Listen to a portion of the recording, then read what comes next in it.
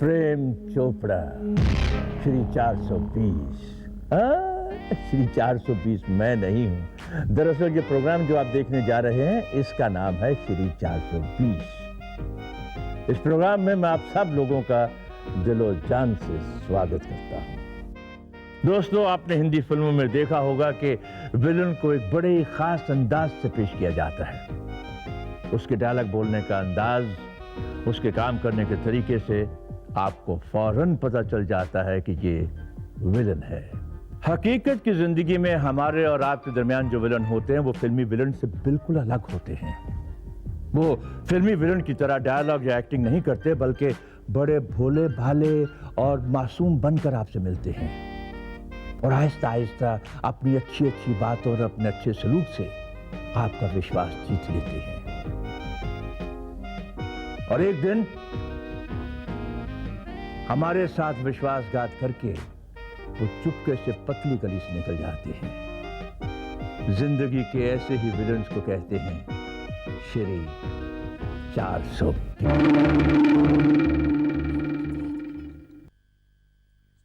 Excuse me. Yes ma'am.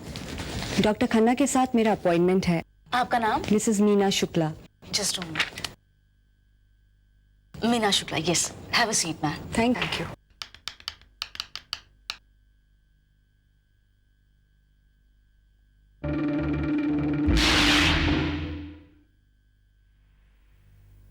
नमस्ते doctor साहब।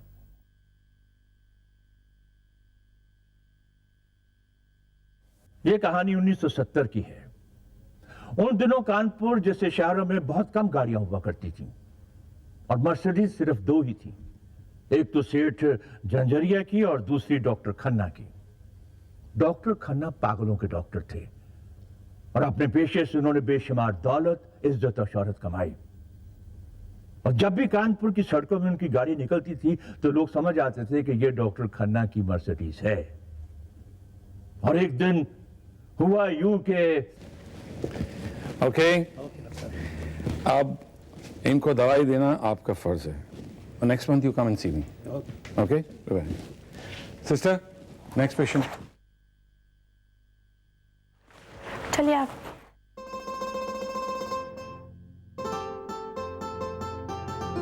नमस्ते डॉक्टर साहब। नमस्ते, प्लीज।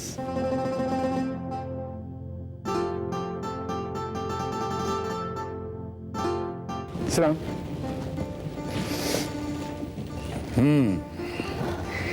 क्या नाम है तुम्हारा? जी, मिसेस मीना शुक्ला। ओ मीना, वेरी गुड नेम। क्या तकलीफ है तुम्हें बेटा? जी, तकलीफ? देखो बेटे, मैं डॉक्टर हूं और डॉक्टर को जब तक तुम प्रॉब्लम नहीं बताओगे तो वो सॉल्व कैसे करेगा? डॉक्टर साहब, मैं बीमार नहीं हूं। तो दरअसल मैं अपने पति से बहुत परेशान हूं और उन्हीं के बारे में मैं आपसे बात करने आई हूं। ओह, अच्छा अच्छा अच्छा। तो ये बात थी। Please come here.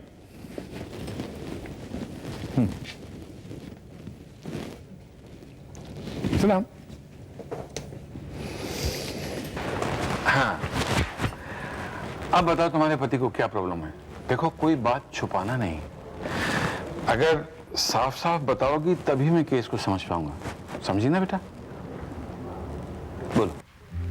Doctor uncle, बहुत ही दुख भरी कहानी है मेरी। मैं अपनी शादी से बहुत खुश थी। प्यार करने वाला पति मिला, देवी देवता समान सास ससुर, तो मुझे लगा कि मुझे जीते जी स्वर्ग मिल गया हो। लेकिन फिर एक दिन अचानक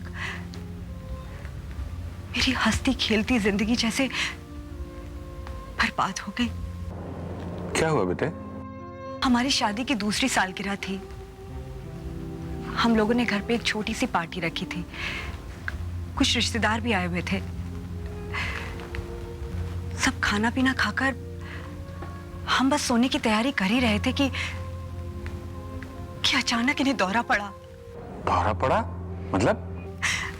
हाँ अंकल, ये उठे और चिल्लाने लगे, मुझे पेमेंट दो, पैसा दो, पेमेंट दो, पैसा दो। फिर क्या हुआ? आगे क्या होना था। घंटे 2 घंटे तक ये क्या ही चिल्लाते रहे, पैसा दो, पेमेंट दो।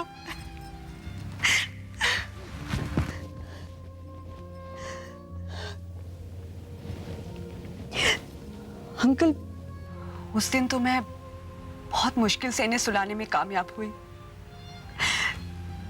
लेकिन मुझे क्या पता था कि मेरी बदनसीबी मेरे पीछे पड़ जाएगी।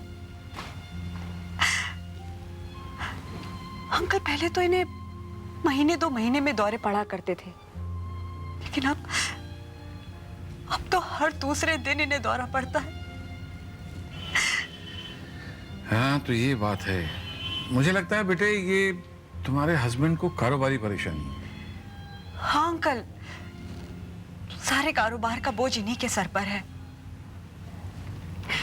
दरअसल कुछ महीने पहले इन्हें बिजनेस में किसी ने धोखा दिया था। इन्हें पैसे का बहुत नुकसान हुआ था। मुझे लगता है कि इसी वजह से ये बहुत परेशान रहने लगे हैं। हो सकता है इस घटना ने उनके दिमाग पर असर किया हो। देखो बेटा, तुम्हारे हस्बैंड का इलाज बहुत जरूरी है, वरना ये बीमारी खतरनाक हो सकती है। मैं भी तो यही कहती हूँ अंकल, लेकिन जब भी मैं अपने सास ससुर से इनका इलाज कराने की बात करती हूँ तो वो मुझ पर ही गुस्सा करते हैं। कहते हैं कि उनका बेटा बिल्कुल ठीक है। अंकल, अब आप ही बताइए, जो इंसान आधी रात में उठकर मुझे पेमेंट दो, पैसा दो की रट लगाए, या फिर किसी को भी पकड़कर बोले कि मुझे पैसा दो, पेमेंट दो, वो इंसान दिमागी तौर पे कैसे ठीक हो सकता है? अंकल, मैं बहुत उम्मीद लेकर आपके पास आई हूँ। मेरी मदद कर दीजिए, मेरे पति को बिल्कुल ठीक कर दीजिए। बेटे, तुमने अपने हस्बैंड को समझाया नहीं कि वो किसी डॉक्टर को मिले, अपना चेकअप कराए, अपना इलाज कराए? बहुत समझाया अंकल, बहुत समझाया, लेकिन हमेशा उन्होंने मुझे ही डांट कर चुप करा दिया और हमेशा यही कहने लगे कि वो बिल्कुल ठीक है, उन्हें इलाज की कोई जरूरत नहीं है। वैसे अंकल, सच पूछिए तो शक्ल से ये बिल्कुल ठीक ठाक लगते हैं। इन्हें देखकर कोई भी नहीं कह सकता कि इनका दिमागी संतुलन बिगड़ गया है। लेकिन अंकल, इनकी तकलीफ को देखकर मैं अंदर ही अंदर खुलती चली जा रही हूँ। मैं बहुत उम्मीद लेकर आपके पास आई हूँ। अंकल, प्लीज मेरे पति की जिंदगी बर्बाद होने से बचा लीजिए। बेटे, मैं खुद भी तुम्हारी मदद करना चाहता हूं, पर मैं तुम्हारी मदद कैसे कर सकता हूं मेरे बच्चे? देखो ना, जब तक तुम्हारे हस्बैंड यहां आएंगे नहीं, मैं उनका चेकअप नहीं करूंगा, उनका इलाज नहीं करूंगा, मैं क्या कर सकता हूं? तुम एक बार उसे यहां ले आओ, फिर मैं अपने आप संभाल लूंगा। ओके? लेकिन अंकल, अगर मैं उन्हें ये कहूंगी कि उन्हें मेरे साथ मेंटल हॉस्पिटल चलना है, तो वो इस बात के लिए कभी राजी नहीं होंगे। आपको मेरे घर चलकर ही उनका इलाज करना पड़ेगा। बेटा, तुम्हारे घर चलना तो बिल्कुल पॉसिबल नहीं है। तुम तो जानती हो कितनी अपॉइंटमेंट्स है मेरी, कितने पेशेंट्स मेरा इंतजार करते हैं। तुम उसकी पत्नी हो बेटे, किसी भी बहाने से उसे एक बार यहाँ ले आओ, और फिर उसे बताने की क्या जरूरत है कि तुम उसे इलाज के लिए ले जा रही हो। You understand that? है ना? हाँ अंकल, आप बिल्कुल ठीक कह रहे हैं। हाँ। मैं ऐसा करती हूँ कि मैं किसी भी बहाने से उन्हें यहाँ लेकर आ जाती हूँ, लेकिन आपको मेरी मदद करनी पड़ेगी। हाँ बेटा, मुझसे जो बन पड़ेगा मैं करूंगा। ओके? Yes sir. क्या नाम? मिसेस मीना शुक्ला। ओह हाँ हाँ, बताया था तुमने। ये अभी अपने हस्बैंड के साथ आएंगी। मेरी बाकी के अपॉइंटमेंट्स रोक के इन्हें इमीडिएटली भेज देना। Okay sir. ओके? ठीक है डॉक्टर साहब, मैं फिर 10-15 मिनट बाद उनको यहाँ लेकर आती हूँ। ओके? और कुछ कहना? हाँ डॉक्टर अंकल, अगर आप बुरा ना माने तो हमारी दुकान ना अगले चौराहे पर ही है। अगर आप थोड़ी देर के लिए अपनी गाड़ी और ड्राइवर दे दें तो मैं उन्हें किसी भी बहाने से गाड़ी में बिठाकर यहाँ ले आऊंगी।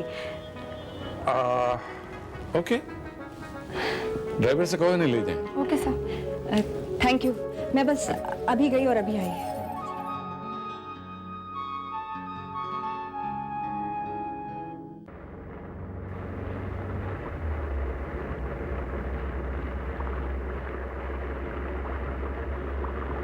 ड्राइवर जी, बस साइड में गाड़ी लगा दीजिए, यही है हमारी दुकान।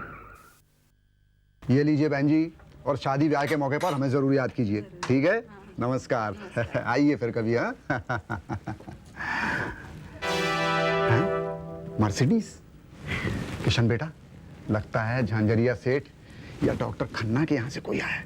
जा जाके स्वागत कर, जल्दी जा जा, और कुर्ता उर्ता ठीक कर ले। हाँ जा।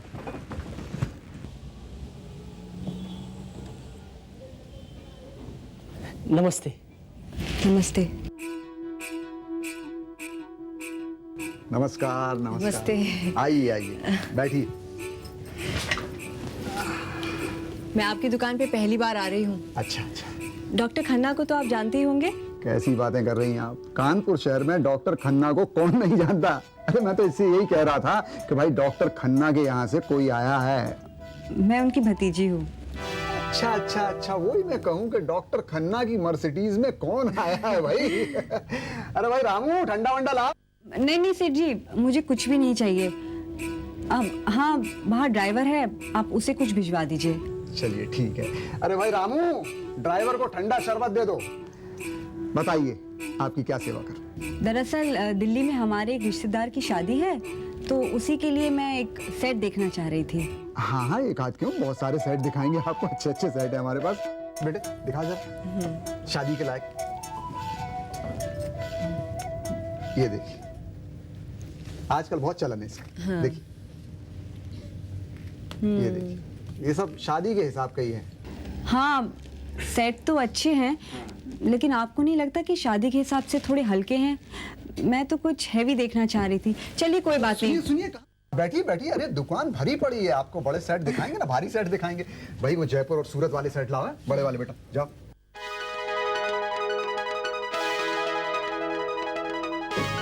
देखो बेटिया, ये सूरत के कारीगर ने बनाया है।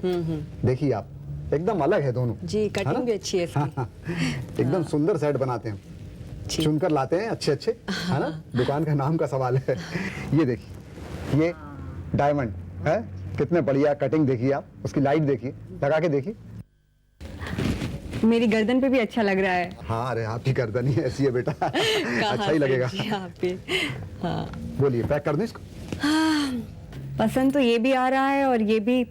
अब समझ भी नहीं आ रहा है इन दोनों में से कौन सा लूं। वो वाला लीजिए, वो। ये अरे भाई, कौन सा वाला? हाँ? अरे भाई, सोने की बात नहीं कर रहे हैं, हीरे की बात कर रहे हैं। हाँ। हीरे वाला सेट आपकी गर्दन पर अच्छा लग रहा था ना? ये अच्छा लग रहा हाँ, था। वही लीजिए आप। ये सोने का, हीरे के सामने सोना क्या है, आप समझती है ना? जी, है ना? चलिए ठीक है, फिर ये पैक कर दीजिए। हाँ, चलो किशन, पैक करो। जी पिताजी। ठीक से करो, हीरे जमाओ ठीक से। जी। हाँ, वैसे अच्छा ये भी बहुत है। तो ये भी पैक कर दूं? नहीं नहीं, रहने दीजिए। आपका दिल कह रहा है ले लूं, दिमाग कह रहा है नहीं लूं, ठीक है ना? लेकिन हमेशा दिल की बात मानिए। रहने दीजिए ना सेठ जी, मैं तो यहाँ सिर्फ एक ही हार लेने आई थी। आपने अच्छा, मैं जरा एक फोन कर सकती हूँ? हेलो, भोला चाची हैं? हाँ हाँ चाची, मैं बोल रही हूँ। हाँ, मैं ज्वेलरी की शॉप से ही बोल रही हूँ। हाँ चाची, पसंद तो बहुत आया है, एक मैंने ले लिया है। हाँ हाँ, इनके पास तो वैरायटी भरी पड़ी है, बहुत वैरायटी है। हाँ हाँ, नहीं, एक जरा और पसंद आया है। अब छोड़िए ना, क्या करूँगी, फिर कभी देखा जाएगा। हाँ अच्छा, वो भी ले लूँ? अच्छा चलिए ठीक है, चलिए ठीक है, आप कह रही हैं तो ले लेती हूँ। हाँ, क्या आपको कंगन चाहिए थोड़ी भारी क्वालिटी में? अब चाची, आप यहाँ खुद ही आके देख लीजिएगा ना। अच्छा, मैं ही ले आऊँ अपनी पसंद के? चलिए ठीक है। हाँ हाँ, बस मैं 1 घंटे में घर पहुँच जाऊँगी। मैं यहाँ से सीधा क्लिनिक जाऊँगी और उसके बाद बस घर पहुँच जाऊँगी मैं। हाँ अच्छा चाची, अच्छा। हाँ। बैठो बेटी। तो ये तो पैक कर ही दूं, है ना? हाँ कर ही दीजिए अब तो। ये पैक। बेटा, ये भी पैक कर दे। हाँ? चाची जी के कंगन। हाँ, अब मेरी चाची के लिए मुझे कंगन चाहिए, थोड़े जरा अच्छी हैवी क्वालिटी के। बस बस सेठ जी, बहुत हो गया। मैं तो यहाँ एक सेट लेने के लिए आई थी, आपने कितना सारा माल मुझे बेच दिया है। आप बस जल्दी से मेरा पेमेंट बता दीजिए कितना हुआ। अच्छा ठीक है बेटे, बिल बताओ। जी 5,70,000। 5,70,000।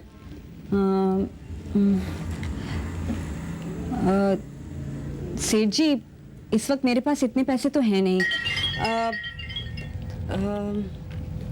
आप एक काम कीजिए, आप इन्हें मेरे साथ घर भेज दीजिए। या फिर घर भी जाने की क्या जरूरत है, अंकल का क्लिनिक पास ही है, उनके पास तो इतने पैसे होते ही हैं। आप ऐसा करिए, आप इन्हें मेरे साथ अंकल की क्लिनिक भेज दीजिए। बेटी, आप पेमेंट की इतनी चिंता क्यों कर रही है? ये साथ में चला जाएगा और ले आएगा। डॉक्टर साहब का क्लिनिक कौन सा दूर है, अगले चौराहे पर तो है। हैं? बेटे, इनका सामान पैक करो और साथ में जाकर पेमेंट लिया जा। और साथ में चला जा। जी पिताजी। जा। अंकल अंदर ही हैं। ये बैग मुझे दे दीजिए। आइए। हाँ, आइए। वेरी गुड मेरा साहब, वेरी गुड। मैंने आपकी रिपोर्ट्स देख ली हैं, बहुत इम्प्रूवमेंट है। अंकल, मैं इन्हें ले आई हूँ, आप इनका पेमेंट दे दीजिएगा। पेमेंट? ओह हाँ, पेमेंट।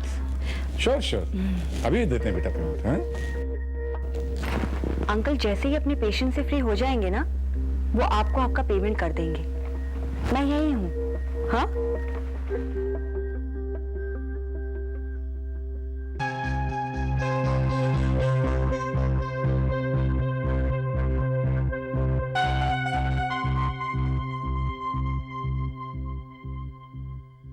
क्या नाम है तुम्हारा? जी किशन चंद। किशन, बहुत अच्छा नाम है, भगवान का नाम है। अच्छा किशन, ये बताओ कि तुम जानते हो तुम यहाँ क्यों आए हो? जी पेमेंट लेने को। ओह, पेमेंट लेने के लिए। अच्छा, तुम्हें कब लगता है कि तुम्हें पेमेंट चाहिए? जी जब भी माल बिकता है तो मुझे लगता है कि पेमेंट चाहिए। मतलब दिन में ज्यादा लगता है या रात में ज्यादा लगता है? हाँ, अगर दिन में माल बिकता है तो लगता है कि दिन में पेमेंट चाहिए, अगर रात में माल बिकता है तो लगता है कि रात में पेमेंट चाहिए। मगर डॉक्टर साहब आप ये सब। नहीं बेटे, घबराने की बात नहीं। घबराना बिल्कुल नहीं है। अच्छा, एक बात बताओ, कभी बचपन में तुम्हारे सिर में कोई चोट तो नहीं लगी? हाँ, चोट तो कई बार लगी थी, लेकिन एक बार बचपन में जब मैं फुटबॉल खेल रहा था ना, तो जब मैं गोल की तरफ दौड़ रहा था तो गिर गया, सर फट गया था, 3-4 टांके भी लगे थे। लेकिन डॉक्टर साहब मेरी पेमेंट। 3-4 टांके भी लगे थे, है ना? हाँ। और तुम्हें पेमेंट चाहिए? जी। हाँ, इधर आओ बेटा, आ जाओ। जी। आओ बेटा, आओ आओ आओ, शाबाश। बैठो। जी बैठ गए। तो तुम्हें पेमेंट चाहिए? जी। बेटा थोड़ी देर के लिए लेट जाओ। जी लेटने का पेमेंट से क्या ताल्लुक है? देखो बेटा, मैं तुम्हें पेमेंट दूंगा, तुम पेमेंट लोगे, तुम चले जाओगे। तुम थोड़ी देर के लिए लेट जाओ तो मैं। फिर वही बात, कभी आप कहते हैं वहां बैठो, कभी आप कहते हैं यहाँ बैठो, अब आप कह रहे हैं लेट जाओ। डॉक्टर साहब आप मुझे मेरा पेमेंट दे दीजिए, मुझे जाना है। कहीं आप मुझे पागल वागल तो नहीं समझ रहे हैं? नहीं नहीं बेटा, नॉट एट ऑल, ऐसा कभी हो ही नहीं सकता। अरे तुम पागल हो ही नहीं सकते, इतने बड़े बिजनेसमैन हो, इतनी बड़ी बड़ी पेमेंट्स कलेक्ट करते हो, है ना? हाँ। तो बेटा 1 मिनट के लिए लेट जाओ। मुझे नहीं लेटना है। डॉक्टर साहब जैसे कहते हैं वैसा करो, चलो लेट जाओ। हर बात की हद होती है। हाँ, मैं कोई पागल वागल हूँ? मैं नॉर्मल आदमी हूँ, लेकिन मुझे लग रहा है कि अगर मैं यहाँ थोड़ी देर भी ठहरा ना तो मैं पागल हो जाऊंगा। देखिए, आप मुझे मेरी पेमेंट दे दीजिए, मुझे जाना है। कूल बेटे कूल, पेमेंट देते हैं ना। Sister, yes sir. ऐसे बात करते हैं? Sorry sir. Very bad, very bad. बैठो बेटे, बैठो बैठो। कितनी पेमेंट है तुम्हारी? 5,70,000। 5,70,000। सिस्टर, पेमेंट का बंदोबस्त करो, बहुत तगड़ी पेमेंट है। हाँ, ओके सर। 5,70,000। अच्छा, अभी आती है पेमेंट, आती है। कूल कूल कूल है।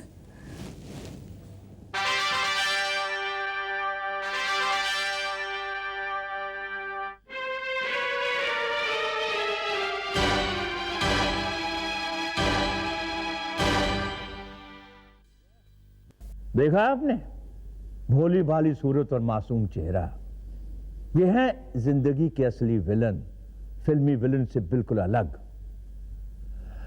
बस ऐसे ही श्री 420 से हम सबों को बचने की जरूरत है, मगर कैसे? ऐसे ही सवालों का जवाब लेकर हम एक निहायत ही दिलचस्प प्रोग्राम के साथ आपके सामने आ रहे हैं। मुझे पूरी उम्मीद है कि आपको यह प्रोग्राम बेहद पसंद आएगा। अब आप अगले एपिसोड का इंतजार कीजिए। तब तक प्रेम चोपड़ा का आप सबको नमस्कार। I love you.